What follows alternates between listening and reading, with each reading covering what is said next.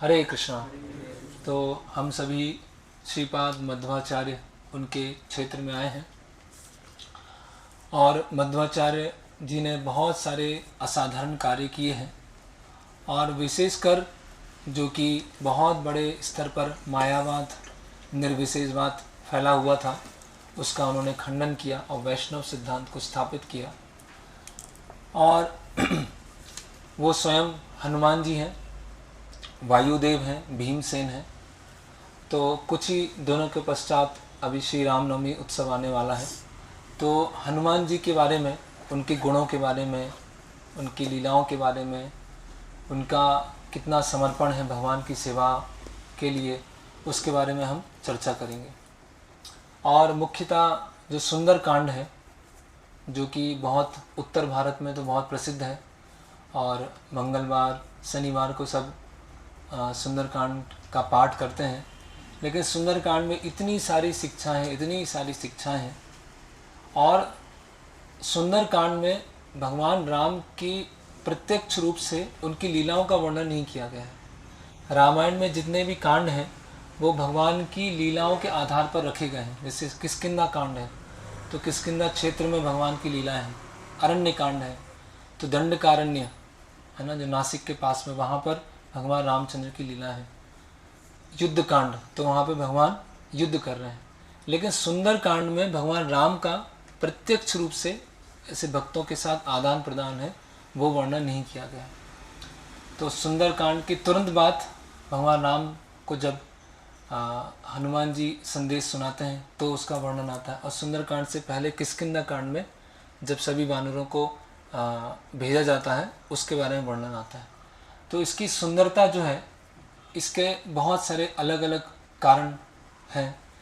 जैसे कि एक भक्त है, भगवान की सेवा में वो कितना सभी तरह की बाधाओं को, सभी तरह की समस्याओं को पार करता हुआ भगवान का जो संदेश है, भगवान की जो इच्छा है, किस तरह से वो भक्त ले जाता है, वो सुंदरकांड में वर्णन किया गया है।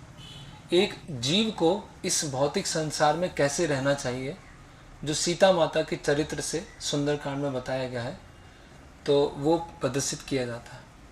फिर किस तरह से एक आसुरी सभ्यता होती है, हालांकि दिखने में बहुत चकाचौंध दिखता है, बहुत समृद्धशाली दिखती है, लेकिन अगर वो नास्तिकता के ऊपर आधारित है तो कैसे वो आसुरी सभ्यता ढह जाएगी, खत्म हो जाएगी, जल जाएगी, वो सुंदरकांड में वर्णन आता है। और जब जीव भगवान की सेवा के लिए वापस आना चाहता है तो भगवान उसके पास गुरु भेजते हैं, और गुरु और जीव के बीच में कैसे आदान प्रदान होता है वो सुंदरकांड में आता है। और दो महान भक्त हनुमान जी और सीता माता, उनके बीच में जो वार्तालाप होती है, और उस वार्तालाप में जो मुख्य जो केंद्र बिंदु होता है वो होती रामायण, जो हनुमान जी सीता माता को सुनाते हैं और सीता माता उसके उत्तर में उनको और बहुत सारे अलग अलग वचन बोलते हैं, जो हम सुंदरकांड में देखेंगे। तो पूरे सुंदरकांड का जो सबसे सुंदर भाग है वो हनुमान जी और सीता माता का अशोक वाटिका में क्या है, संवाद है ना, वो सबसे सुंदर है। क्योंकि वहाँ पर भगवान राम नाम का गुणगान किया गया, भगवान के नाम का गुणगान किया गया। तो भगवान का जो नाम है ना, नाम चिंतामणि कृष्ण चैतन्य रस विग्रह पूर्ण शुद्ध नित्य मुक्तो अभिन्नत नाम नामी। अभिन्नत दोनों अलग अलग नहीं है, अभेद है। तो उसी तरह से भगवान राम सुंदरकांड में उपस्थित हैं, कैसे, अपने नाम के द्वारा, जो हनुमान जी और सीता माता के बीच में वार्तालाप होती है। तो सुंदरकांड से पहले हम कुछ उसका जो उसकी पृष्ठभूमि है, किस तरह से वो सुंदरकांड प्रारंभ होता है, उसके बारे में हम चर्चा करेंगे। तो बाली के भय से सुग्रीव सब जगह भागा, है ना। जब बाली ने को पता चला कि इसने जो वहाँ की जो गुफा है वहाँ पर उसने चट्टान को लगा के रखा था, तो बाली को बहुत क्रोध आता है और चट्टान को हटाकर सुग्रीव को मारने के लिए दौड़ता है। तो सुग्रीव को मारते मारते मारते मारते सब जगह जाता है, सब जगह घूमता है, हर क्षेत्र में चला जाता है। और केवल एक ऋषिमुख पर्वत होता है जहाँ पर बाली को श्राप था, मतंग मुनि का श्राप था कि वहाँ पर बाली नहीं आ सकता है। तो सुग्रीव अपने जो दल के साथ वहाँ पर वो रहते थे। तो जब खोज करने के लिए, सीता माता की खोज करने के लिए सभी दिशाओं से वानरों को बुलाया जाता है। सब वानर वहाँ पर एकत्रित होते हैं और सुग्रीव क्या है, एक 4 दलों को तैयार करता है, पूर्व, पश्चिम, उत्तर और दक्षिण। ये 4 दल तैयार होते हैं और चारों दलों को वो समझाता है कि उत्तर में आप यहाँ पर जाइएगा, आपको हिमालय मिलेगा, फिर हिमालय को पार करके आप यहाँ पहुँचेंगे, उसके बाद थोड़ा आप और आगे जाएंगे तो आपको ये स्वर्ग मिलेगा, ऐसे ऐसे समझाता है। फिर आप दक्षिण में जाएंगे, पश्चिम में जाएंगे तो पश्चिम में चलते जाएंगे तो अरब सागर आएगा, अरब सागर को पार करेंगे तो ये गुफा आएगी, फिर ये पर्वत आएगा, फिर यहाँ जाइएगा। आप पूर्व में जाएंगे तो ऐसा, तो हर पूरा समझा देता है। तो जब वानर सेना चारों दिशाओं में फैल जाती है तो भगवान राम पूछते हैं कि तुमको इतना भूगोल का ज्ञान कैसे है, तुमको कैसे पता कि ये सब जगह यहाँ पर ऐसे हैं।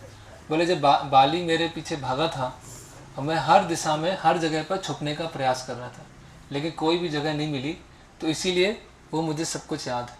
तो कभी कभी ऐसा होता है कि विपत्तियों में कुछ ऐसी चीज़ें होती हैं जो आगे चल के हमको उपयोगी साबित हो सकती है। हो सकता अभी हमको लग रहा है कि वो हमारे लिए उपयोगी नहीं है ना, कि उसका कोई कार्य दिख नहीं रहा है, कोई इमीडिएट उसका लाभ नहीं दिख रहा है जब हम समस्याओं में फंसे हुए हैं। लेकिन समस्याओं में से निकलने के बाद हो सकता है वो समस्या वाली स्थिति है हमको और अधिक स्ट्रॉन्ग कर दे, और अधिक हमें बुद्धिमान बना दे। तो इस तरह से वो जो कार्य है जो सुग्रीव भागा था वो क्या हो गया, उसके लिए एक निधि बन गई, उसके लिए एक संपत्ति बन गई जिससे वो भगवान की सेवा कर पाए। तो पूर्व, पश्चिम और उत्तर के जो समूह होते हैं वो वापस लौट आते हैं। 1 महीने का समय दिया था सुग्रीव ने, तो 1 महीने के अंदर तीनों जो समूह होते हैं वो वापस लौट आते हैं। तो जो दक्षिण का समूह होता है वो अभी तक 1 महीने में वापस नहीं लौटता है। उसमें जो नेता होते हैं, उसके लीडर होते हैं दक्षिण ग्रुप के, वो कौन होते हैं, अंगद होते हैं, है ना। और अंगद के समूह में कौन कौन होते हैं, जाम्बवन होते हैं, महिंद, द्विविद, नल, नील, हनुमान जी, वो सब उसमें होते हैं। तो अगर उम्र की दृष्टि से देखा जाए तो अंगद क्या है, छोटे हैं, लेकिन लीडर कौन है, अंगद। तो कभी कभी ऐसा भी हो सकता है कि कोई समूह है जिसमें सेवा की जा रही है, उसमें किसी जो उम्र में कम है उनको लीडर बनाया जाए। जाम्बवन तो बलि महाराज के समय से है ना, वो जाम्बवन बलि महाराज के समय भी थे, है ना, और बहुत लंबा रहते हैं। जब श्यामंतक मणि की घटना आती है तो अपनी पुत्री का विवाह वो भगवान कृष्ण से करते हैं। तो जाम्बवन तो बहुत ज्ञानोवृद्ध हैं और वयोवृद्ध हैं, और हनुमान जी स्वयं, उनका तो कोई तुलना ही नहीं है किसी से, है ना। तो सब एक से बढ़कर एक हैं, लेकिन अंगद को क्या चुना गया, नेता चुना गया। तो किसी न किसी को तो, एक को तो उनकी कुछ योग्यताओं को देखकर चुना जाएगा। तो इसीलिए बाकी अन्य सभी को, जो चाहे वो उम्र में अधिक हों या उम्र में छोटे हों, उनको फॉलो करना टीम के बाकी मेंबर्स का क्या होता है, उत्तरदायित्व होता है। ऐसा नहीं कि जब बहुत ही ज्ञानोवृद्ध होंगे, वयोवृद्ध होंगे, उन्हीं की बात हम सुनेंगे। ये जो आज के ये बन गए लीडर, आज बच्चे ये इनको बना दिया, इनकी बात क्यों सुने, तो ये बहुत गलत है ना। ऐसा क्योंकि वो भगवान के द्वारा नियुक्त है। भगवान की परमिशन जो है उसको देखते हुए कैसे कोई भी लीडर हो, उम्र में बड़े छोटे हों, उनको हमें स्वीकार करना है और उनकी आज्ञा का पालन करना है। ये हम सीखने को हमको मिलता है। तो हनुमान, अंगद और तारा, ये सब गुफाओं में, पहाड़ों में, झीलों में, सभी जगह ढूंढने का प्रयास करते हैं। लेकिन 1 महीने का जो समय होता है वो लैप्स्ड हो जाता है, मतलब ख़त्म हो जाता है ना। और वो पूरी दक्षिण का जितना भी भाग था वो सब जगह हनुमान जी ने अच्छे से निरीक्षण कर लिया था, लेकिन उनको खोज पता नहीं चलती है।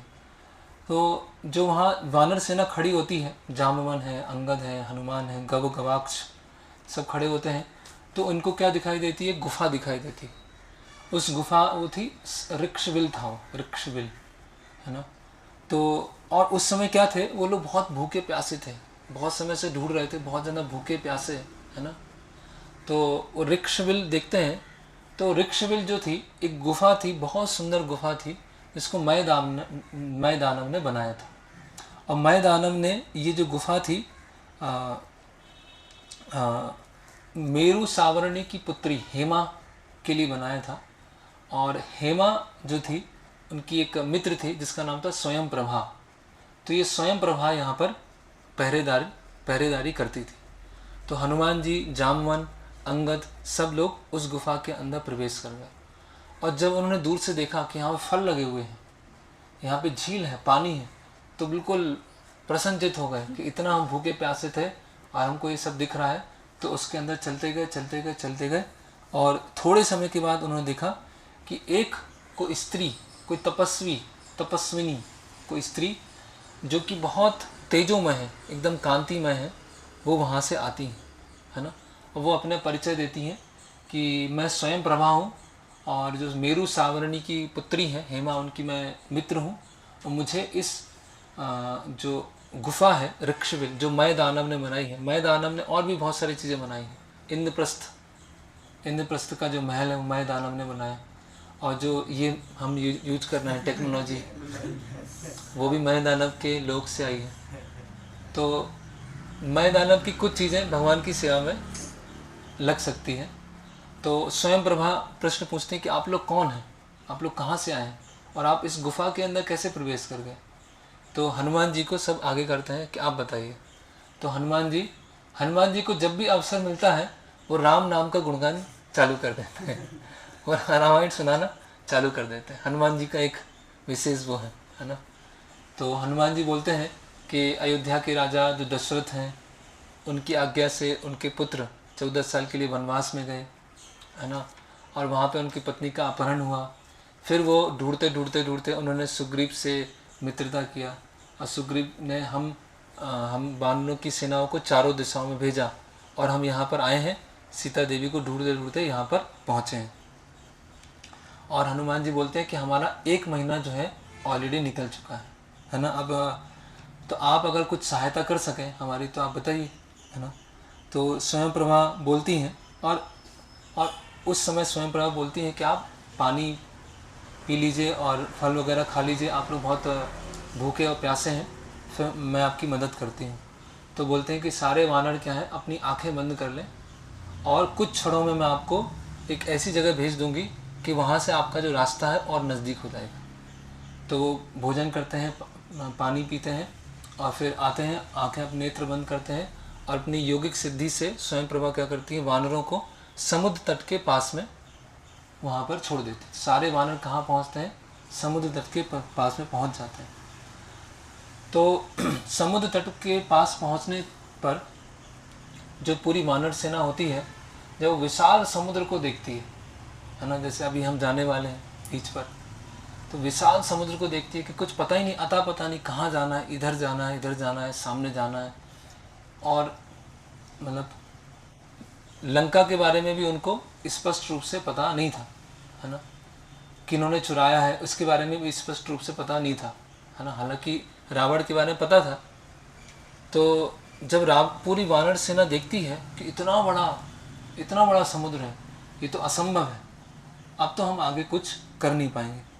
तो जो अंगद होते हैं, जो वहाँ के नेतृत्व करने वाले होते हैं, वो बहुत निराश हो जाते हैं, है ना। वो हताश हो जाते हैं कि अब तो हमारा यहाँ पर कुछ नहीं हो सकता है और हमको वापस नहीं जाना चाहिए यहाँ से, क्योंकि अगर हम वापस गए तो सुग्रीव ने मेरे पिता को भी मारा है और मुझे भी मारेगा, है ना। ऐसा अंगद के मन में ऐसे प्रश्न उठने लगते हैं, है ना। वास्तव में सारी घटना पूरी हो चुकी थी, बाली ने भी भगवान राम को गलती स्वीकार किया था और बाली ने भी अपनी जो माला थी वो निकाल के सुग्रीव के गले में डाली थी, तो वो सब हो गया था। तो अंगद ने बोला कि अभी हम समुद्र के तट पर अपना जीवन प्राण त्याग कर देंगे, यहाँ अपना हम जीवन प्राण त्याग देंगे। और जो बानर थे वो भी बोलने लगे कि हाँ, कि सुग्रीव क्या है, बहुत ही हार्ड हार्टेड है ना, अपने राज्य के लिए वो कुछ भी कर सकता है, तो हमें भी वो मार सकता है, इसीलिए हम नहीं जाएंगे। और राम क्या है, अपनी पत्नी के लिए बहुत व्याकुल है। तो अगर ऐसी स्थिति में हम बिना कुछ समाचार के पहुँचे तो पता नहीं क्या हो जाएगा, है ना। इसीलिए क्या है, या तो हम पता लगा के समाचार पहुँचाएँ या फिर अपने हम प्राण त्याग दें। तो फिर जो तार होते हैं उनमें से एक वानर जो होते हैं बोलते हैं कि हम क्या करते हैं कि सब रिक्शविल में चले जाते हैं, वहाँ छुप के रहेंगे, वहीं बढ़िया भोजन किया करेंगे, वहीं पानी पिया करेंगे और पता भी नहीं चलेगा और अपना जीवन निकल जाएगा। इस तरह से तो हनुमान जी अब आते हैं और हनुमान जी याद दिलाते हैं कि अंगद तुम किसके पुत्र हो, तुम बाली के पुत्र हो। बाली कोई साधारण नहीं है, तुम बाली के इतने तेजस्वी पुत्र हो, तुम ऐसा सोच रहे हो, है ना। ये एक लीडर को इस तरह से शोभा नहीं देता है ना। तुम्हारे साथी बोल रहे हैं कि रिक्शविल में जाके छुप जाते हैं, वहाँ पर भोग करेंगे, लक्ष्मण के बाण से तुम बच नहीं पाओगे, लक्ष्मण जी हमको कहीं भी ढूंढ लेंगे, है ना। और इसीलिए अच्छा होगा कि हम किष्किंधा लौटें और सुग्रीव को समाचार दें, है ना। वो तुमसे बहुत प्रेम करता है और तुम्हें कोई नुकसान नहीं पहुंचाएगा। तो अंगद क्या करते हैं, हनुमान जी की बात को नकार देते हैं, बोलते हैं कि मैं तो यहाँ पर तपस्या करूँगा, कुछ खाऊंगा नहीं, कुछ पीऊँगा नहीं और मृत्यु तक यहीं पर आमरण उपवास करूँगा। तो अंगद वहाँ पे बैठ जाते हैं और अंगद जैसे बैठ जाते हैं ऐसे मुद्रा में, तो सारे वानर जब देखते हैं कि ये क्या हो गया, है ना, तो वो भी अंगद को फॉलो करने लगते हैं। अंगद को फॉलो करने के बाद तो हनुमान जी उनको समझाते हैं और एक लीडर को कैसा होना चाहिए उसके काफ़ी गुण बताते हैं। तो हम देखते हैं कि जब कोई बड़ा समूह होता है तो कभी कभी कोई बड़ा समूह दो भागों में टूट जाता है।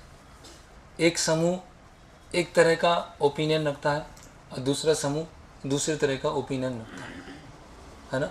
जैसे मान लीजिए कोई हम कार्य कर रहे हैं, कोई फेस्टिवल ऑर्गेनाइज कर रहे हैं, है ना, या कुछ प्रोग्राम कर रहे हैं या किचन में कुछ सेवा कर रहे हैं, कोई भी जिसमें समूह में सब शामिल हैं, 8-10 लोग शामिल हैं, तो एक लीडर है जिनके नेतृत्व में सब कार्य हो रहा है।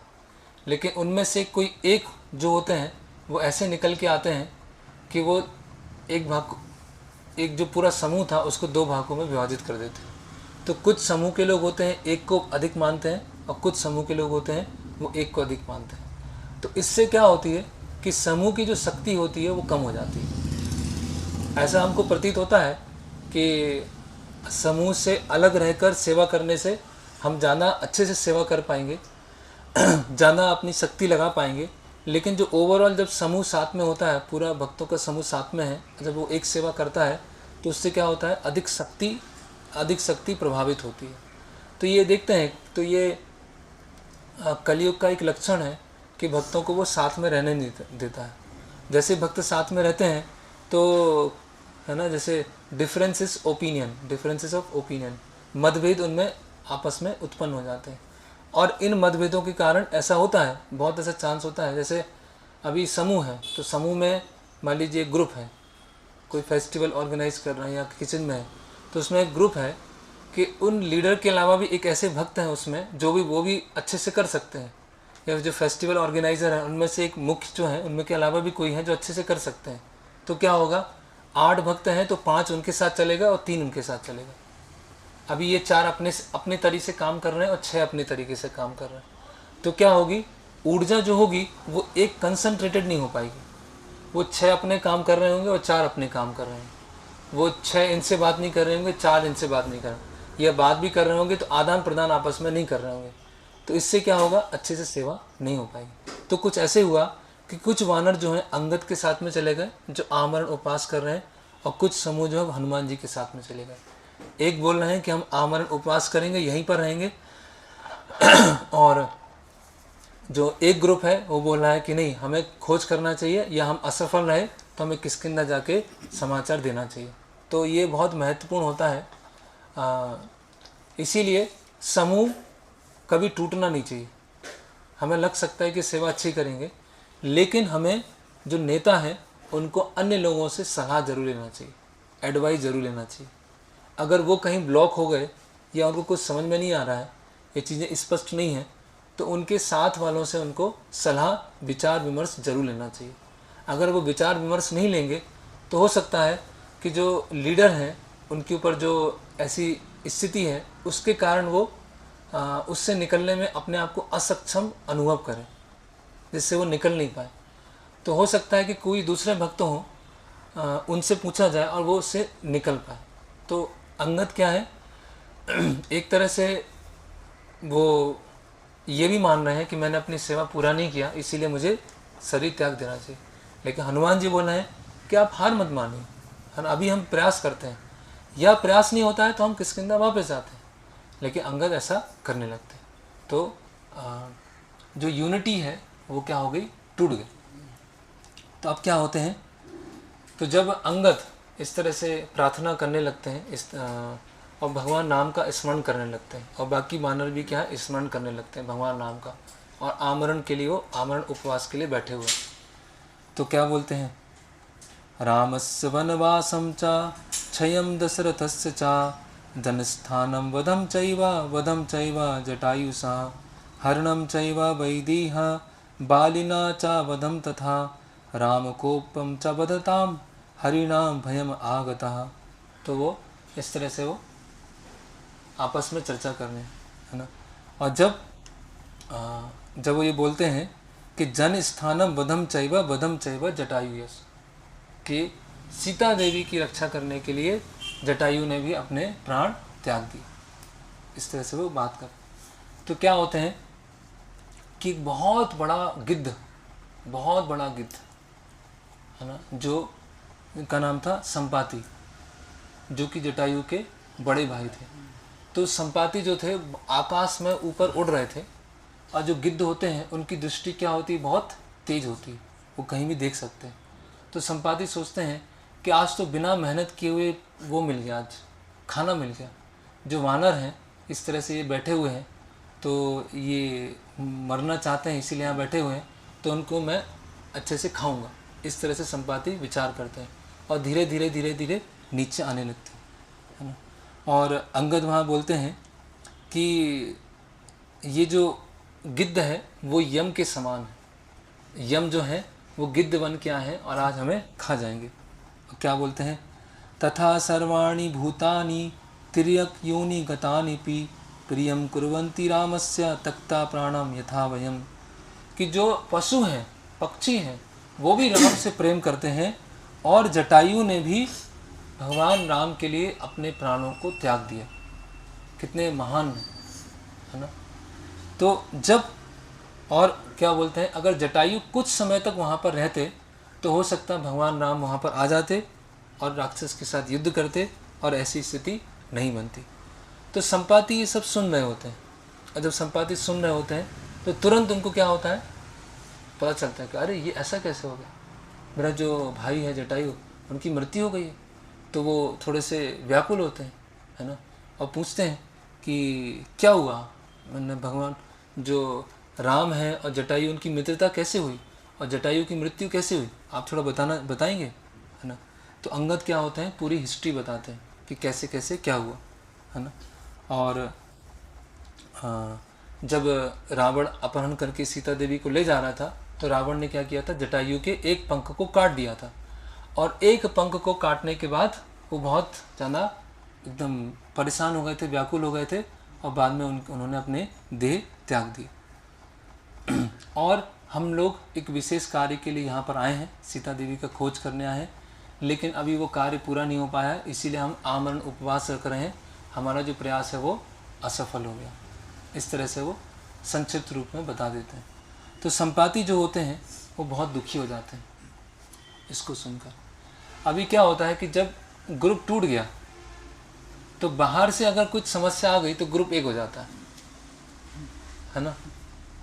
जैसे अंदर समस्या होती है तो जैसे मान लीजिए फेस्टिवल में, है ना, या कोई समूह में कुछ समस्या हुआ, लेकिन बाहर से कोई समस्या लेके आ गया तो क्या हो जाता है, सब एक साथ खड़े हो जाते हैं। जैसे कि पांडव और कौरवों के बीच में क्या था, द्वेष था, मतलब पांडवों की तरफ से नहीं था, कौरवों की तरफ से था। लेकिन जब यक्ष मारने आए कौरवों को तो युधिष्ठिर मारने क्या बोला कि जब हम दोनों के बीच में युद्ध है तो वो 100 हैं, हम 5 हैं, लेकिन कोई बाहर से आता है तो हम 105 हैं, ठीक है। तो अगर हम साथ में मिलके माया से लड़ेंगे तो अच्छा है, नहीं तो हम साथ में लड़ना चालू कर देंगे। तो लड़ना तो है ही, ये तो बाहर की जो माया है उससे लड़ें साथ में मिलकर, या आपस में लड़ने, है ना। आपस में लड़ेंगे तो हम वीक पड़ जाएंगे और माया हमको गिरा देगी। लेकिन हम समझेंगे कि इतना बड़ा युद्ध चल रहा है माया के साथ में, इसीलिए हमें साथ में मिलके माया के साथ युद्ध लड़ना है। तो जैसे ये खबर पहुंचती है तो वो संपाति बताते हैं कि अभी तो मैं वृद्ध हो गया हूँ, मैं बहुत अधिक उड़ नहीं सकता हूँ, और जब मैं युवा काल में था तो युवा काल के गर्व में, प्राइड में, एक बार क्या हुआ कि हम दोनों, मैं और जटायु, हम दोनों सूर्य के पास में जा रहे थे, और सूर्य के पास जाते जाते सूर्य की परिक्रमा करने लगे, ऐसे घमंड में कितना उड़ सकते हैं, कितने बलशाली हैं। तो सूर्य के ताप के कारण क्या हुआ, हम दोनों के पंख जलने लगे। और जटायु क्या था, मेरा छोटा भाई है, तो मैंने क्या किया, उसके ऐसे अपने उसमें पंखों से मैंने उसको ऐसे ढक लिया। तो मेरे पंख तो जल गए, लेकिन जटायु के पंख बचे रहे। और मेरे जब पंख जल गए तो मैं विंध्य पर्वत के ऊपर गिरा, और बहुत समय तक वहाँ पर गिरा रहा, और जटायु बच गए, और जटायु वहाँ से फिर जा चुके थे। हाँ, तो ऐसी मेरी स्थिति हो गई है, अब मैं कुछ करने के लिए योग्य नहीं। तो अंगद बोलते हैं, तो अब लीडर है उसको बहुत वो भी होना चाहिए, बहुत फोकस भी रहना चाहिए। अंगद को पता चला कि अभी यहाँ से कुछ एक मिल सकता है, तो अंगद पूछते हैं कि आप ये बताइए कि आप रावण के बारे में कुछ जानते हैं, या जिस कार्य को हम लेके आए हैं उस कार्य में आप कुछ मदद कर सकते हैं। तो संपाति बोलते हैं कि हाँ, एक दिन क्या हुआ था, जो रावण था एक स्त्री को आकाश के मार्ग से ले जा रहा था, और वो स्त्री है, वो ज़ोर ज़ोर से बोल रही थी, हा राम हा लक्ष्मण, हा राम हा लक्ष्मण, इस तरह से वो पुकार रही थी, है ना। और संपाति जो है, उनकी जो गिद्ध हैं, उनकी जो नेत्र हैं वो क्या है, उनकी जो आँखें बहुत तेज़ हैं। तो बोलते हैं कि यहाँ से समुद्र से 100 योजन दूरी पर मैं देख सकता हूँ लंका, और उस लंका में मुझे रावण जो राक्षस है उसका मुझे महल दिखाई दे रहा है, और उसी महल के पास में एक जगह है, एक वाटिका है, उसमें मैं सीता देवी को देख सकता हूँ, जो कि वहाँ बैठी है, सिल्क के कपड़े पहनी हुई हैं, और बहुत सारी राक्षसनी उनको घेर के बैठी हुई है ना। और इस तरह से वो संपाति वहाँ से बता देते हैं। तो कैसे सब परेशान हो गए थे, कैसे टूट गए थे कैसे उपवास करने लगे, लेकिन है ना, हनुमान जी बहुत नहीं, ये कार्य होगा, तो फिर वो संपाति के द्वारा मदद भगवान ने भेजा। तो रावण जो है कुबेर का छोटा भाई है, और उसने चोरी से, डकैती से, लूट मार से लंका को चुरा के लेके आ गया, जो कि विश्वकर्मा ने बनाई थी। तो हम देखेंगे कि आधुनिक सभ्यता पूरे लूट मार पे ही बेस्ड है, पूरी चोरी डकैती चल रही है और कुछ नहीं चल रहा। तो आप समुद्र को पार करके सीता देवी को ढूंढ पाएंगे, और मैं आपसे ये निवेदन करता हूँ कि आप मुझे समुद्र के पास में ले जाएं, तो मैं जटायु को जल तर्पण अपनी तरफ से कर देता हूँ। तो जो बानर थे वो उन्होंने ऐसा किया, और वो बहुत प्रसन्न हो गए कि अब थोड़ा जान में जान आई, अभी अब तो कुछ हम कर पाएंगे। लेकिन वहाँ पर जो ज्ञानोवृद्ध और वयोवृद्ध थे जाम्बवन, तो जो थोड़े अधिक एक्सपीरियंस होते हैं वो थोड़ा सा और क्रॉस चेक करते हैं चीज़ों को, और ज़्यादा तुरंत खुश नहीं हो जाते, है ना। वो थोड़ा सा देखेंगे भाई कंफर्म है कि नहीं, ऐसे तो नहीं कि बस उन्होंने बताने के लिए बोला। तो जाम्बवन क्या बोलते हैं कि आप मुझे और डिटेल बताइए, सीता देवी का जो अपहरण हुआ उसके थोड़े से आप और डिटेल और हम जानना चाहते हैं। तो संपाति बोलते हैं कि इस समय पे वर्तमान में सीता देवी कहाँ है, लंका में, ठीक है। मैं बहुत वृद्ध हूँ, तो मैं क्या है, अपना भोजन खुद नहीं ले पाता हूँ, तो मेरा एक पुत्र है जिसका नाम है सुपार्श्व। तो एक बार क्या हुआ कि सुपार्श्व आकाश के मार्ग से ऐसे भोजन लेके आ रहा था, और जब बहुत लेट हो गया, है ना, एक दिन बहुत लेट हो गया और खाली हाथ आया, है ना, तो पूछा सुपार्श्व से कि क्या हुआ, है ना, कि तुम इतना लेट क्यों आए। तो उसने बताया, तत्र कश्चित मया दृष्टा सूर्य उदय सम प्रभाम स्त्रिया आद्या गच्छन वै भिन्नम अजम चया उपमा, कि एक बहुत ही बड़ा, बहुत ही एकदम भयानक काला एक राक्षस मुझे दिखा, जो सूर्य के समान तेजस्वी स्त्री को ले जा रहा था, ऐसा मुझे दिखा। और फिर बोला कि फिर तुमने क्या किया उनके साथ? तो उस जो राक्षस था उसने कहा कि मुझे जाने दो, मेरे रास्ते में बीच में नहीं आओ। तो सुपार्श ने क्या किया कि उनको जाने दिया और बीच में कुछ नहीं किया। तो सुपार्श ने जब ऐसा किया तो जो सिद्ध चारण लोग थे, स्वर्ग के जो देवी देवता थे, वो प्रसन्न हो गए कि भाई मतलब वो चाह रहे थे कि जल्दी से जल्दी अपहरण हो, जैसे भगवान राम आए और रावण का वध हो, है ना। तो इस तरह से वो राक्षस रावण था जो सीता देवी को ले गया। तो इस तरह से संपाति होते हैं, वो अपने पुत्र के साथ जो घटना होती है वो जाम्बवन को सुनाते हैं। तो इस तरह से सारे बानर क्या होने लगते हैं, उछलने लगते हैं, उछल कूद करने लगते हैं। वाह, अब तो सब कन्फर्म हो गया, अब तो बस हमको अभी चढ़ जाना है, बस अब तो चले जाना है। तो सब में बहुत प्रसन्न हो जाते हैं। और संपाति के जो पंख होते हैं वो दोबारा वापस आ जाते हैं, जो जले हुए पंख थे वो वापस आ जाते हैं। और कुछ समय के बाद संपाति में भी वो ऊर्जा आ जाती। और संपाति के जो पंख थे वो एकदम चमकीले, स्ट्रॉन्ग और एकदम शक्तिशाली हो जाते हैं। और संपाति बताते हैं कि जब मेरे पंख जल गए थे सूर्य के ताप से, और जहाँ मैं गिरा था विंध्य पर्वत पे, तो 6 दिन तक मैं अचेतन अवस्था में रहा। और उसके पास में एक ऋषि निशाकर का आश्रम था।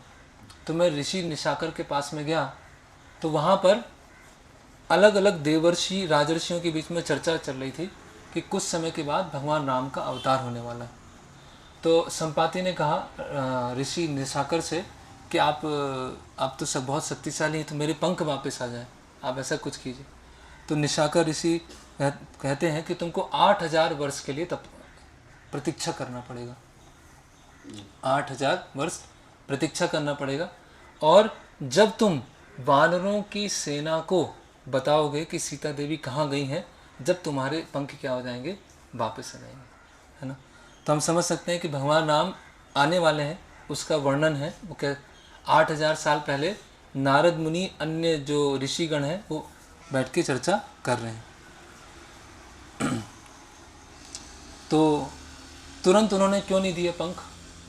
क्योंकि पीड़ा में रहेंगे और हमेशा ये स्मरण करते रहेंगे, कब मैं सेवा करूँगा, कब मैं सेवा करूँगा, कब मैं बताऊँगा, कब मैं बताऊँगा। तो इससे क्या हो जाएंगे, वो शुद्ध हो जाएंगे। अगर तुरंत पंख मिल जाएगा, और तुरंत पंख मिल जाएगा तो आराम से उड़ेंगे, भोग करेंगे, एंजॉय करेंगे। तो तुरंत पंख मत दो, पीड़ा में रखो, और पीड़ा में रख के वो स्मरण करते रहें कि मुझे 8000 वर्ष के बाद वानरों को क्या देना है, संदेश देना। तो इससे उनका शुद्धिकरण होगा, प्यूरिफिकेशन होगा। तो हम देखते हैं संपाति के जीवन से एक हम शिक्षा लेते हैं कि अभी वो शक्तिशाली नहीं थे, पंख उनके जल गए थे, लेकिन मुक्त था ना, जिससे उन्होंने बताया। तो हम जीवन की किसी भी परिस्थिति में हो, हम ये ना सोचें कि क्या चीज़ की हमारे पास कमी है। अगर ये होता तो मैं और अच्छे से और कर लेता, ये होता, यस, अगर ये चीज़ें होती तो अच्छे से हम सेवा कर सकते हैं, वो बात सही है। लेकिन कभी कभी क्या है, लोग बहुत ऐसे मतलब बहुत दुखी रहते हैं, इस चीज़ को लेके बहुत दुखी रहते हैं कि देखो उनके पास तो सब सुविधाएं हैं, उनके पास सब चीज़ें अनुकूल हैं, तो वो अच्छे से सेवा कर पा रहे हैं, मेरे पास तो ऐसा कुछ है नहीं, तो मैं नहीं कर पा रहा हूँ, है ना।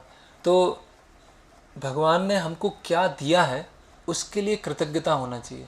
जो हमारे पास नहीं है उसको सोचकर हमें अफसोस नहीं होना चाहिए, क्योंकि जो भी हमारे पास में है वो हम भगवान की सेवा में लगाएंगे, भगवान उससे प्रसन्न। संपाति के पास केवल क्या था, मुख, और कुछ कर नहीं सकते थे, तो उन्होंने वाणी से भगवान की सेवा किया और परफेक्ट हो गए। जटायु के पास क्या था, कुछ नहीं था, एक तरह से देखें वृद्ध हो गए थे, लड़ भी नहीं सकते थे, हरा भी नहीं सकते थे, लेकिन जितनी भी ऊर्जा थी, जितना भी टाला जा सकता था, जितना भी रोका जा सकता था, उतना वो किया। तो ये आध्यात्मिक क्षेत्र में जो प्रगति है, सक्सेस है, ये बहुत ही सूक्ष्म विषय है। किस चीज़ को हम आध्यात्मिक विषयों में सक्सेस किसे बोलते हैं, किसको बोलते हैं हम सफल हो गए, और किसको बोलते हैं हम असफल हो गए, ये बहुत ही एक सूक्ष्म विषय है। तो केवल बाहरी प्रकटीकरण से या केवल सेवा की संपूर्णता से केवल हम किसी की चीज़ को सफलता नहीं बोल सकते। हमने अपनी बुद्धि, बल को, मन को कितनी निष्कपटता से पूरा गुरु की प्रसन्नता के लिए लगाया, वही अपने आप में सफलता होती है। तो जो जटायु हैं या संपाति हैं, तो ऐसे बहुत अधिक सक्षम नहीं थे, लेकिन जो भी उनके अंदर कुछ कुछ योग्यता थी वो उन्होंने भगवान की सेवा में लगाई। तो उसको पूरी तरह से भगवान की सेवा में लगाना वो सफलता का सूचक है ना। सफलता का सूचक नहीं है कि केवल उसका बाहरी प्रकटीकरण हो गया या कोई चीज़ कंप्लीट हो गई, है ना। हो सकता है चीज़ तो कंप्लीट हो गई, लेकिन उसे आप और अच्छे से कर सकते थे, और बुद्धिमानी से कर सकते थे। केवल चीज़ों को खत्म करना अपने आप में पर्याप्त नहीं है ना। तो ये हम संपाति से सीख सकते हैं। और जो ऋषि निशाकर ने उनको कष्ट में रखा, वो कष्ट में तो कभी कभी वो कष्ट में रखा जाएगा ऐसी स्थिति के लिए जिससे आगे चल के हम कुछ बड़ा योगदान दे सकें। तो संपाति ने इतना बड़ा योगदान दिया जिसकी वजह से पूरी जो वानर सेना थी, जो पूरी निराश अवस्था में जा चुकी थी, उसको एक आशा मिली और उसकी वजह से वो आगे बढ़ पाए।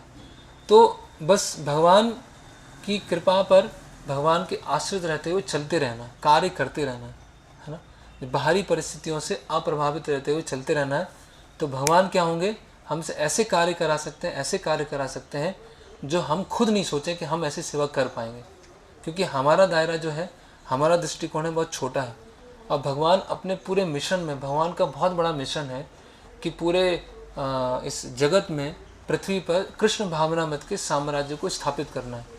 तो भगवान कहाँ उठा के हमको कहाँ लगा देंगे, किस सेवा में लगा देंगे, हम भी खुद नहीं सोच पाएंगे। इसलिए हमें हमेशा सेवा करते रहना। तो फिर आगे क्या होता है कि जो वानर होते हैं वो बहुत प्रसन्न हो जाते हैं, खुश हो जाते हैं, और अभी नई आशा में, नई होप में वो तैयारी चालू करते हैं। तो मुहूर्त फिक्स करते हैं वो, अभिजीत मुहूर्त में फिर से हम सीता माता की खोज करना चालू करेंगे।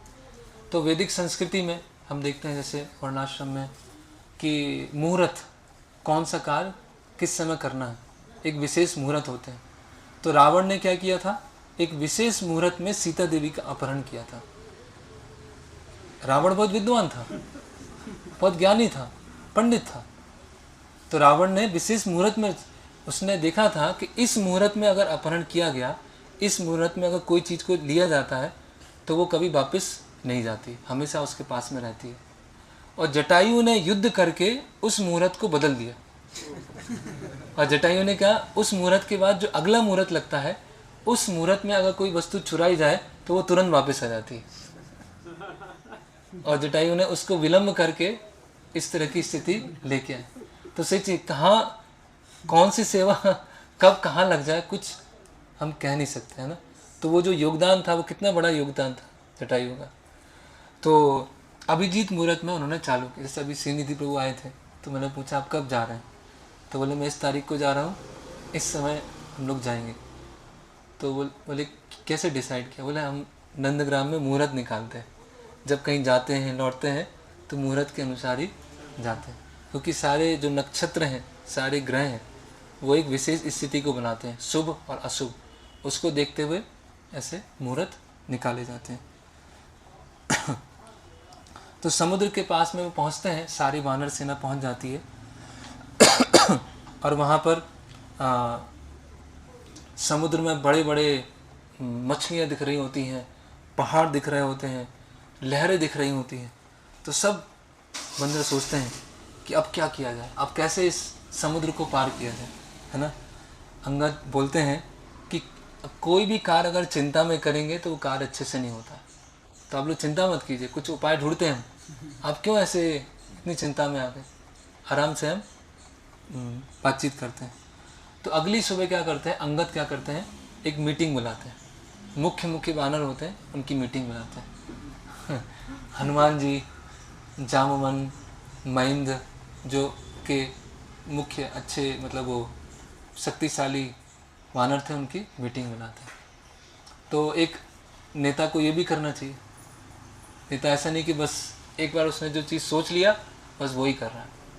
उसके जो टीम के ऐसे मेंबर है ना, जो अपने आप कुछ सोच सकते हैं, कोई अच्छा कार्य कर सकते हैं, उनको साथ में बुलाकर फिर एक मीटिंग करना चाहिए समय समय पर कि अब क्या किया जाए, अभी ऐसी स्थिति है, अभी कार्य में ये समस्या आ रही, तो हो सकता है कोई और अच्छा सुझाव दे दे, कोई और बढ़िया सुझाव दे दे, और हमने फिक्स कर लिया नहीं तो ऐसे ही होगा ये, तो अगर ऐसा नहीं हुआ तो फिर देख लेना, फिर तो सबको यही करना पड़ेगा। तो सब अपने स्वाभाविक रूप से कुछ कर नहीं पाएंगे, सब क्या होंगे, दवा महसूस करेंगे अपनी, फिर वो फ्रस्ट्रेटेड रहेंगे। तो एक नेता का ये भी बहुत महत्वपूर्ण लक्षण होता है कि अपने टीम मेंबर से पूछते रहना, विचार विमर्श करते रहना, अब क्या किया जाए, अब क्या किया जाए। तो ओके, फिर तो वहाँ पर गज, गवाक्ष, गवय, सरव, गंधमादन, महिंद, दुवित, सुसेन सब बोलते हैं। कोई बोलता है मैं 100 योजन कूद सकता हूँ, कोई बोलता है मैं 20 योजन कूद सकता हूँ, कोई बोलता है 30, कोई 40, कोई 50, है ना। फिर वहाँ पे जामवन होते हैं। जामवन बोलते हैं जब मैं युवा काल में था तो बहुत क्या था, बहुत पावरफुल था, बलशाली था। और जब बलि महाराज के समय पर त्रिविक्रम वामन देव ने अपने चरण रखे थे, तो उस पृथ्वी की और चरणों की मैंने 21 बार परिक्रमा लगाई थी बिना थके हुए, है ना। और ये मैं सागर को एक छलांग में पार कर सकता हूँ, लेकिन मैं अभी वृद्ध हो गया हूँ, इसीलिए मेरे लिए मुश्किल होगा। तो अंगद बोलते हैं कि नहीं, आप मत जाइए, आप यहाँ पर रहिए, आप उनको समझाने वाले हैं, हम और देखते हैं। तो अंगद वहाँ बोलते हैं कि मैं ये कार्य कर सकता हूँ, मैं वहाँ पर छलांग लगा सकता हूँ, लेकिन मैं वापस आऊँगा इसका निश्चित नहीं है, वापस आ पाऊँगा कि नहीं आ पाऊँगा, है ना। तो जामवन बोलते कि नहीं, आप मत जाइए, क्योंकि आप किष्किंधा के युवराज हैं, आपको किष्किंधा का राज्य मिलेगा, इसीलिए आप यहाँ पर रुकिए। तो अंगद क्या आ जाते हैं, फिर से थोड़े से निराश होते हैं और विचार करते हैं कि अब क्या किया जाए। इतने विशाल समुद्र को पार करने के लिए कोई योग्य है नहीं, कोई इतना योजन, कोई इतना योजन, कोई जाएंगे तो लौट के नहीं आएंगे, तो ऐसे सब बात होती है। जामवन बोलते हैं कि हमें निराश नहीं होना चाहिए, यहाँ पर एक व्यक्ति है जो इस कार्य को कर सकते हैं, आज यहाँ पर चुपचाप बैठे हुए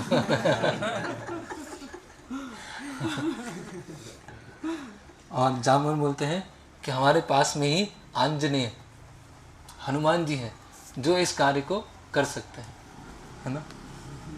जामवन बोलते हैं वीर वानर लोकस्य सर्वशास्त्र विदाम्बरा तुश्रीण्यम एकांतकम आश्रित हनुमान किम न जल्पसी।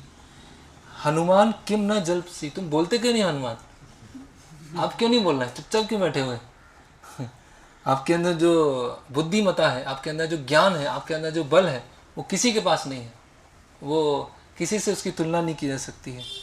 और आपके प्रत्येक हाथ में, पैर में, जैसे गरुड़ जी के जो पक्षी होते हैं, जैसे उनमें जो बल होता है, वैसे आप में है ना। बलम बुद्धि च तेजस चा सत्यम चा हरि सत्यमम विशिष्टम सर्वभूतेषु किम आत्मनम न सज्जसे, कि आप बहुत तीव्र गति से चलते हैं, आप शक्ति में, हर चीज़ में सबसे आगे हैं, है ना। केवल आप ही हैं जो इतने विशाल समुद्र को पार कर सकते हैं। अभी हनुमान जी का जन्म कैसे होता है उसके बारे में, तो हनुमान जी को क्या था, एक श्राप था।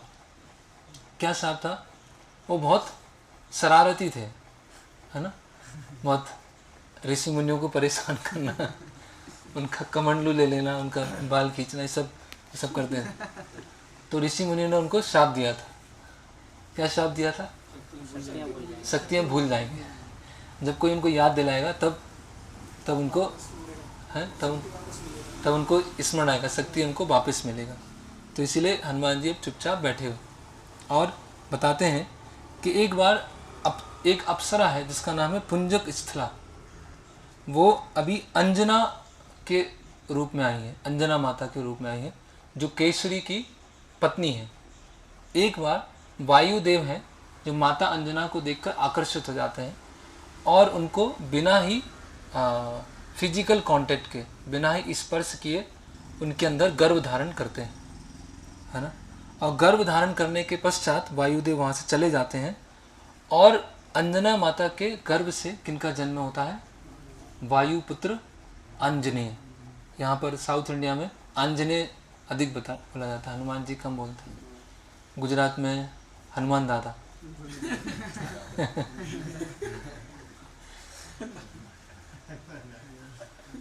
तो एक बार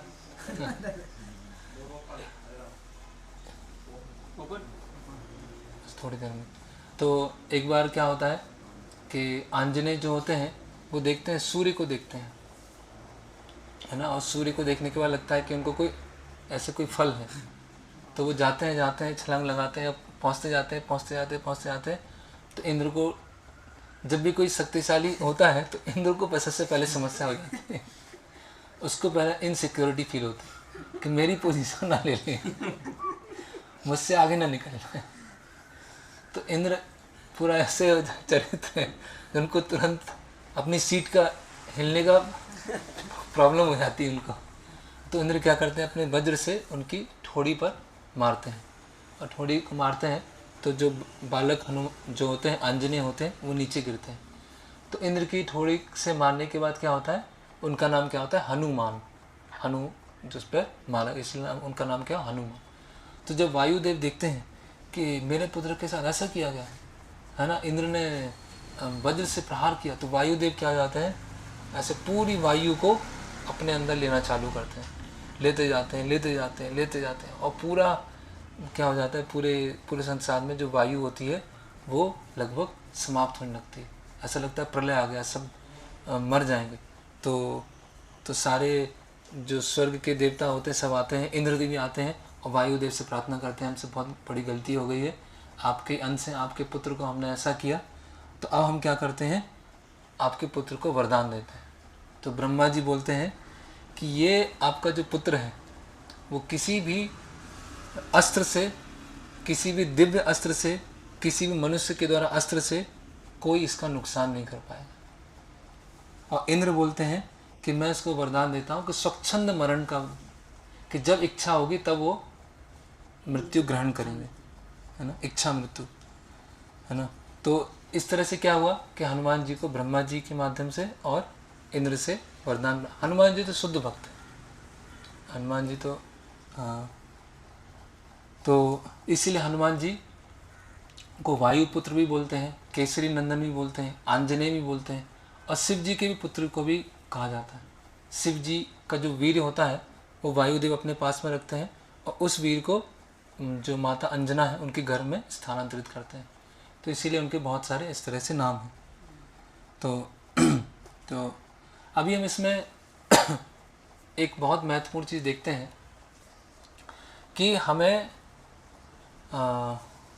हमारा व्यवहार ऐसा होना चाहिए कि हम अन्य भक्तों को उत्साहित करें। जैसे जामवंत के क्या कर रहे हैं, हनुमान जी को याद दिला रहे हैं, तुम ये कर सकते हो, तुम ये कर सकते हो, तुम्हारे अंदर ये है, तुम्हारे अंदर ये है, उनका जो जन्म है वो याद दिला रहे हैं, है ना। हम ऐसी बातें ना करें एक दूसरे से कि सामने वाला निरुत्साहित हो जाए, है ना, कि अरे तुमको तो इतना ही नहीं आता, तुमने तो यही नहीं किया, इतना तो कर लेना चाहिए था, किसी काम के नहीं है तुम तो बेचारा जो करने वाला होता है उसी में हो। जैसे एक उदाहरण आता है, पहले मैंने बताया था महाभारत में, तो महाभारत में जो होते हैं शाल्य होते हैं, शाल्य जो होते हैं वो नकुल और सहदेव के मामा होते हैं। तो वो आ रहे होते हैं, तो दुर्योधन क्या करता है, चाल से उनकी बढ़िया वो आतिथ्य करता है, अतिथि सत्कार करता है। तो शाल्य बोलते हैं, वो सोचते हैं कि पांडव भी होंगे, बोलते हैं कि जिन्होंने इतना अच्छा मुझे अतिथि सत्कार किया है उनकी तरफ से मैं लड़ूंगा, है ना। तो बाद में पता चलता है कि ये तो दुर्योधन था, तो अभी वचन दे दिया तो उसको तो मानना पड़ेगा। तो शाल्य बोलते हैं कि ठीक है, अभी मैं आपकी तरफ से लड़ूंगा। तो क्या था कि अर्जुन के पास जो सारथी थे वो बहुत स्ट्रांग थे, कृष्ण, लेकिन कर्ण के सारथी कोई ऐसे नहीं मिल पा रहे थे जो बहुत स्ट्रांग हो। तो शाल्य क्या थे, महारथी थे। महाभारत में कुछ गिने चुने महारथी हैं, उनमें से एक थे शाल्य। तो कर्ण बोलते हैं कि आप मेरे सारथी बनिएगा, अभी तो मैं युद्ध नहीं करूँगा, जब तक भीष्म पितामह गिर नहीं जाते तब तक मैं युद्ध में नहीं आऊँगा, लेकिन जब भी मैं युद्ध में आऊँगा तब आप मेरे सारथी बनिएगा। तो शाल्य बोलते हैं ठीक है, मैं सारथी बन जाऊँगा, लेकिन एक शर्त है, मैं जो बोलूँगा मुझे रोका नहीं जाएगा, मैं कुछ भी बोलूँगा उसको कोई रोकेगा नहीं। तो क्या होता है, कर्ण बैठते हैं और शल्य जो है वो रथ चलाते हैं। तो शाल्य क्या है, ऐसी ऐसी बात करते हैं कर्ण से, उसका उत्साह कम हो जाता है। डिमोटिवेट कर देते हैं कि तुम कुछ नहीं कर सकते, तुम अर्जुन के सामने कुछ भी नहीं हो, अर्जुन तुमको कुछ घंटे में खत्म कर देगा, तुम जाओ घर जाओ, तुम छुप के रहो। तो कहने का मतलब क्या है कि हमें एक दूसरे को, भक्त समाज में एक दूसरे को हमें क्या करना चाहिए, उनकी जो क्वालिटीज़ हैं जो अच्छा कर सकते हैं उसमें उनको प्रेरित करना चाहिए। ठीक है, कोई भक्त किसी चीज़ में अच्छा नहीं है तो उस पर फोकस ना करके, कोई भक्त किसी चीज़ में अच्छा है तो उसमें उनको बढ़ावा देना चाहिए कि हाँ आप बहुत बहुत अच्छा कीर्तन करते हैं, बहुत अच्छा कुकिंग करते हैं, है ना, बहुत अच्छा मैनेजमेंट करते हैं, तो आप ये सेवा लीजिए। ऐसे नहीं बस आप तो क्या है बस कुकिंग करते रहते हैं, मैनेजमेंट तो आपको कुछ आता ही नहीं, ऐसे क्या सेवा होगी ऐसे, है ना। आप तो बस मृदंग बजाते रहते हैं और आपको ये पता नहीं कि उसके पीछे क्या क्या होता है, कि आप कुछ नहीं, ऐसे मृदंग बजाने से क्या फ़ायदा होगा बताइए आप। तो ठीक है, हमें बाकी सेवाओं की महत्वपूर्णता भी सबको पता होना चाहिए, लेकिन हमारा एटीट्यूड नहीं, ऐसा नहीं होना चाहिए कि सामने वाले को पूरा निरुत्साहित कर दें, उसको गिरा दे, पूरा उसकी आधी एनर्जी वैसी खत्म हो जाए। तो जामवन क्या है, बहुत अच्छा कार्य कर रहे हैं, है ना। और इसमें एक गुण आता है नॉन एनवियस। अगर कोई कार्य मैं खुद नहीं कर पा रहा हूँ तो उसको स्वीकार करके अन्यों को बोलना कि आप कीजिए, बहुत बढ़िया। मान लीजिए मैं कोई कार्य करके निकला हूँ और मैं उस कार्य करने में असक्षम हूँ, मैं नहीं कर पा रहा हूँ, मेरे में कुछ कमजोरी है कुछ, लेकिन मैं देख रहा हूँ कि मेरे समूह में एक भक्त हैं जो उस कार्य को अच्छे से कर सकते हैं, तो हमें उनको बोलना चाहिए कि हाँ प्रभु आप ये कार्य कर सकते हैं, आप कीजिए, है ना। तो ये ऐसा गुण होना चाहिए, इसको बोलते हैं नॉन एनवियसनेस। अद्वेष्टा सर्वभूतानां मैत्री करुणा एवच, ये गुण। तो जामवन इतने वृद्ध हैं, है ना, खासकर जो वृद्ध होते हैं वो, उनको ये स्वीकार करना मुश्किल होता है कि मैं काम कर नहीं पाऊँ। वो क्या, मैंने भी तो बहुत सारे किए हैं, ठीक है तुम लोग आज के नए लड़के हो, ठीक है तुम लोग कर लो, और क्या, बाकी किया तो मैंने भी बहुत सारा है, तो उसको स्वीकार नहीं कर पाए। लेकिन जामवन क्या है ना, उनको ये महत्वपूर्ण नहीं है कि मैं कार्य करूं वो करूं, कार्य जो है सीता माता का पता लगाना है, और उसके लिए सबसे बेस्ट क्या है, हनुमान जी, है ना। तो वो आगे बोलते हैं मारुतस्य औसरा पुत्रा तेजसा च अपि तत्समः त्वं हि वायुसुतो वत्सो प्लववेन च अपि तत्समः, कि तुम अपने पिता वायु के समान स्पीड, वेलर, प्रभाव, और कोई भी कार्य करते हो कहीं रुकते हो, वायु कहीं भी जा सकती, करेक्ट, वायु का कहीं भी प्रवेश कर सकते हो, उसको कोई रोक नहीं सकता वायु का। उसी तरह आप कहीं भी जा सकते हो, किसी भी जगह को आप भेज सकते हैं। और बता रहे हैं कि केवल 2 लोगों में ये क्षमता है जो वहाँ जा सकते हैं, वो कौन है, गरुड़ और आप दोनों एक जैसे ही, है ना। और आप ही हम सबके हृदय से जो एक दुख आ गया है, निराश आ गई है, वो आप उसको निकाल सकते हैं। और बोलते हैं कि वानरों में श्रेष्ठ, वानरों में शेर के समान, उठो आप, उठो, ऐसे बोलते हैं, अराइज अराइज, उठो, उत्तिष्ठ उत्तिष्ठ। सब आपका क्या कर रहे हैं, प्रतीक्षा कर रहे हैं, सबकी आशा आपके ऊपर टिकी हुई है, उठिए अभी आप, कार्य करने का समय आ गया। तो इस तरह से जामवन और उनको उत्साह देते हैं। तो हनुमान जी क्या होते हैं, उठते हैं और एक बड़ा रूप धारण कर लेते हैं, एकदम पर्वत के समान रूप धारण कर लेते हैं। तो ये जो वानर सेना होती है वो बहुत प्रसन्न हो जाती है, ऐसे ऐसे करने लगती है, नाचने लगते हैं, अपनी पूंछ को किस करने लगते हैं। ओ अब तो कार्य पूरा हो जाएगा। अब हनुमान जी पूरा आ गए, जोश में आ गए, उन्होंने बड़ा रूप धारण कर लिया। और जैसे किसी के कंधे के ऊपर बहुत बड़ा भार रखा होता है, उसको उतार दिया जाए, तो हमारे कंधों से क्या है, एक बहुत बड़ा भार क्या है, उतर गया है। तो हनुमान जी के जब बड़ा रूप ले लेते हैं तो अपनी पूंछ से ऐसे मारते हैं पहाड़ पर, तो जैसे पहाड़ मारते हैं तेज आवाज़ आती है ना, पहाड़ थोड़ा टूट जाता है, तो वानर और खुश हो जाते हैं वहाँ, और उनका जो शरीर से पूरा तेज निकल रहा होता है ना। और तो हनुमान जी ऐसे चलने लगते हैं, ऐसे बिल्कुल कि अब हमें छलांग लगानी है ना। तो हनुमान जी, यहाँ वाल्मीकि मुनि बता रहे हैं कि हनुमान जी अपने सभी मित्रों को आश्वासन दे रहे हैं कि मैं ये कार्य करके आऊँगा। वो अपने आप को बोस्ट नहीं कर रहे हैं। बोस्टिंग मतलब क्या होता है? बढ़ाई करना, बढ़ाई। अहंकार, बस अपना कुछ ऐसे क्रिया नहीं दिखा रहे हैं। वो बाकी अन्य सबों को आश्वासन दे रहा है अपनी क्रियाओं से कि हाँ मैं करके आऊँगा, आप लोगों की जो आज्ञा, आप लोगों की जो इच्छा है उसको मैं पूरा करके आऊँगा। तो बोलते हैं जो वायु हैं उनमें असाधारण शक्ति, अभी हनुमान जी बोलना चालू करते हैं कि जो वायु है उनमें असाधारण शक्ति है, मैं उनका पुत्र हूँ और मैं मेरू पर्वत पर 1000 बार घूमकर वापस आ सकता हूँ बिना थके हुए।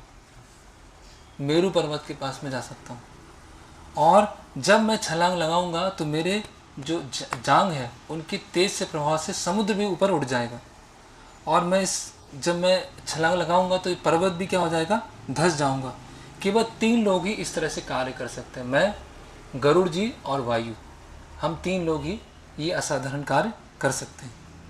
तो मैं अपने हृदय से बोल रहा हूँ कि सीता माता का मैं खबर लेके आऊँगा, आप ये दुख को त्याग दीजिए, है ना।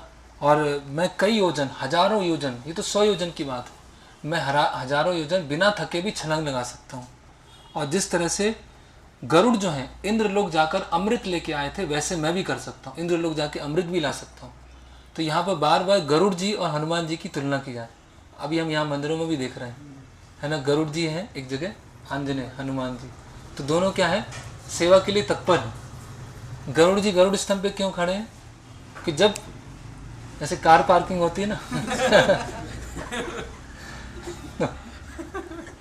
तो कार क्या तैयार तो हनुमान जी खड़े हुए, बस एक इशारा मिला तुरंत तुरंत चले। तो गरुड़ जी क्या है, मतलब एक बार तो भगवान इतने तेज चले गए, गरुड़ जी पीछे हो गए थे अपने वो गजेंद्र के लिए, है ना। तो इससे क्या होता है, जामवन बोलते हैं कि आप में हमारी सबकी प्रार्थनाएं और विचार आपके साथ हैं, आप जाइए और हम सबके प्राण भी आपके साथ में जा रहे हैं। The life breaths are all bound up in him, कि सारे हमारे प्राण आपके साथ में जा रहे हैं, हम आपको आशीर्वाद प्रदान करते हैं। तो जब कोई बड़ी सेवा करने जाते हैं तो बहुत सारे वैष्णवों की प्रार्थनाएं, बहुत सारे वैष्णवों का आशीर्वाद जब प्राप्त होता है तब कोई हम महती सेवा, बड़ी सेवा हम कर पाते हैं। तो हनुमान जी जो कार्य कर रहे हैं उसके पीछे कौन है, इतनी सारी वानर सेना है जो उनको बोले हैं कि हम आपको आशीर्वाद देते हैं, हमारे प्राण आपके साथ में जा रहे हैं, है ना, और हमारा आशीर्वाद आपके साथ में जा रहा है ना। और आगे आएगा कि सारे वानर क्या है, जो समुद्र के तट के पास में एक पैर पे खड़े हो जाते हैं। वो बोलते हैं कि अगर आप वापस नहीं आए तो हम अपने प्राण त्याग देंगे, है ना, हम सबके प्राण आप साथ में लेके जा रहे हैं। तो इसीलिए हमें ये ध्यान रखना चाहिए कि कोई अगर हम बड़ी सेवा कर रहे हैं तो हम अकेले कभी नहीं कर पाएंगे। तो दिखेगा वो हम अकेले कर रहे हैं, ऐसा दिख सकता है, लेकिन उसके पीछे बहुत सारे लोग, उसके पीछे बहुत सारे भक्त हैं जो प्रार्थनाएं कर रहे हैं, जो हमको आशीर्वाद दे रहे हैं। इसीलिए हम धाम में जाते हैं, अलग अलग भक्तों की समाधियों में जाते हैं, वहाँ हम प्रार्थना करते हैं। तो अगर हम सिंसियरली सेवा कर रहे हैं तो उनका हमें आशीर्वाद प्राप्त होगा। जो हमारे साथ में वैष्णव हैं उनकी प्रार्थना, उनका आशीर्वाद प्राप्त होगा। जो हमारे वरिष्ठ भक्त हैं उनकी इच्छाओं को, गुरु महाराज हैं उनकी इच्छा, तो गुरु महाराज हैं, शिल प्रभुपाद हैं, तो इनकी इच्छा है ना, उनकी बहुत सारी ऐसी इच्छा है। तो जैसे शिल प्रभुपाद ने कहा है कि मेरा 50% काम बाकी है, तो अभी वो कार्य जो है, अगर हम जैसे गुरु महाराज कई बार प्रवचन में बोलते हैं कि शिल प्रभुपाद जी ने जितना किया 10-11 वर्ष में, अगर उसको हम मेज़र करें तो बहुत बड़ा है, मतलब उसकी तुलना नहीं की जा सकती। उतना ही कार्य अभी अगले आने वाली जनरेशन को करना है, तो कितना बड़ा कार्य करना है, मतलब प्रभुपाद ना भूतो ना भविष्यति, ऐसा कार्य हो ही नहीं सकता है। तो ऐसा कार्य जो हो नहीं सकता उसको, और उसी को कार्य को करना है, उसी को स्थापित करना है, तो इसके लिए कितना बल चाहिए, आध्यात्मिक बल चाहिए, कितने वैष्णवों का आशीर्वाद चाहिए, और गुरु को प्रसन्न करने के लिए कितनी तीव्र इच्छा होना चाहिए, तब ये हनुमान जी कार्य कर रहे हैं। और इसमें एक बहुत समझने वाली बात यह है कि हनुमान जी में बिल्कुल भी अहंकार नहीं है। मान लीजिए 100 भक्त बैठे हैं टेम्पल हॉल में और एक भक्त को उठा के बोला जाए कि ये प्रभु जी कितना बढ़िया सेवा करते हैं और प्रभु जी ने तो इतना अच्छा सेवा किया और हम सब इनको धन्यवाद देते हैं, अब ये सेवा करने जा रहे हैं। तो प्रभु जी क्या हो जाएंगे, पूरे गुब्बारे की तरह फूल जाएंगे, पूरे फूल चुके होंगे। और ऑडियंस में कोई बोलेगा अरे यार मेरा नाम नहीं लिया यार, मैं भी तो कर सकता था, मैं भी इतना बेकार तो नहीं हूँ, इन्हीं का नाम क्यों लिया, इन्हीं को आगे क्यों किया, है ना, मुझे तो पूछ सकते थे, मैं भी तो कर लेता। ऐसा होता है ना। तो जिसको आगे किया है वो फूल रहा है गुब्बारे की तरह, और जो ऑडियंस में बैठा है वो जल रहा है, वो जला जा रहा है अंदर अंदर। यहाँ क्या हो रहा है, हनुमान जी आगे जा रहे हैं तो यस मैं करूँगा, आप लोगों के प्राण आशीर्वाद साथ में, तो कोई घमंड नहीं है। और बाकी वानर क्या है, उनमें ऐसा नहीं है, अरे यार मुझे नहीं भेजा, देखो इतिहास में मेरा नाम आता, मैं तो पीछे ही रह गया तट पे, हनुमान जी आगे गए। तो ये इसीलिए जो सब घटनाएं हैं, ऐसा नहीं केवल एक कहानी है, ये हमारे व्यक्ति के जीवन में भी हो सकता है कि नहीं एक भक्त को बहुत आगे करके किसी सेवा में भेजा जाए, है ना। तो हम बाकी जो पीछे वाले भक्त हैं उनको हम सपोर्ट दें, उनके हम सहायक बने, और जो भक्त हैं जो जा रहे हैं उनके अंदर अहंकार नहीं होना चाहिए कि उनकी वजह से ही मैं आगे बढ़ पाया हूँ, अगर वो नहीं होते तो शायद मैं ये कार्य नहीं कर पाता। तो इस तरह से बड़े कार्य हो पाते हैं। तो ये बहुत बड़ा कार्य है कि जो महाराज बताते हैं कि जो वर्णाश्रम है, वर्णाश्रम एक चीज़ है, लेकिन पूरे वैदिक कल्चर को स्थापित करना, और वैदिक कल्चर को स्थापित करने का जो टूल है वो है वर्णाश्रम, उसका वो मान, क्योंकि वैदिक कल्चर एक भक्ति के लिए क्या है, वो अनुकूल है। अभी हम देखेंगे कि लंका में कौन सा कल्चर है, कल्चर नहीं है वहाँ तो सब असुरी हैं। तो फिर आगे क्या होता है, हनुमान जी महेंद्र पर्वत पे चले जाते हैं, और महेंद्र पर्वत पर जैसे ही जाते हैं तो वहाँ सब पशु पक्षी डर जाते हैं, सब वहाँ के जो शेर चीते सब वहाँ से भाग जाते हैं कि कौन आ गया, इतने इतने बड़े कौन आ गए। और फिर वहाँ पर जो अजगर होता है वो भी वहाँ से ऐसे, वो भी वहाँ से चला जाता है, और वहाँ के जो साधु होते हैं वो भी देखते हैं कि ऐसे पूरा हलचल मच रहा है, भूकंप जैसा आ रहा है, तो वो भी अपनी गुफाओं को खाली कर देते हैं। तो बल, शक्ति और साहस ये मारुति के क्या है, जन्म सिद्ध है। Strength, power and courage are the birthright of Maruti. तो वो वहाँ पर बैठते हैं, जैसे होता है ना कहीं छलांग लगाई जाती है। अगर आप में से किसी पहलवानी की हो, जब मैं कॉलेज में था तो कुछ समय अखाड़े में भी गया तो क्या होता था कि इसमें कमर में ऐसे बांधते थे और पैरों को ऐसे जोर से रखते थे, और फिर पूरी शक्ति को इकट्ठा करके फिर युद्ध करने के लिए आते थे। तो हनुमान जी ने क्या किया, अपना पूरा ऐसे इकट्ठा किया, इकट्ठा करके स्थिर हुए और छलांग लगाने के लिए तैयार। सा वेगवान वेग समाहितम आत्मा हरि प्रवीरा परवीर हंता मना समाधाय महानुभावो जगाम लकाम लंका मनसा मनस्वी। कि मैं उनमें जो अच्छे गुण हैं, उनकी प्रसिद्धि है, उनकी महानता है, वो इस मतलब वाल्मीकि मुनि बोल रहे हैं कि वो लंका जाएंगे और कार्य को संपन्न करके आएंगे। तो इस तरह से हनुमान जी छलांग लगाने के लिए तैयार हो जाते हैं। तो यहाँ पर किष्किंधा कांड जो है वो समाप्त हो गया। अभी सुंदर कांड प्रारंभ होगा। तो किस तरह से हनुमान जी छलांग लगाते हैं और फिर लंका पहुँचते हैं, उसके बारे में हम आगे चर्चा करें। हरे कृष्णा कृष्णा कृष्णा हरे हरे, हरे राम राम राम हरे हरे। कोई प्रश्न कि नहीं का?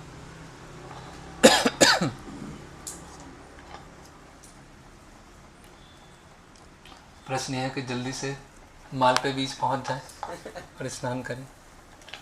ओके, तो आगे हम इस पर चर्चा करेंगे। हरे कृष्णा। श्रील प्रभुपाद की जय। जय श्री राम, जय श्री राम, जय श्री राम। श्रीपाद मध्वाचार्य की, पवन पुत्र हनुमान जी की, बड़ भांडेश्वर बलराम जी की, गौर प्रेमानंदे।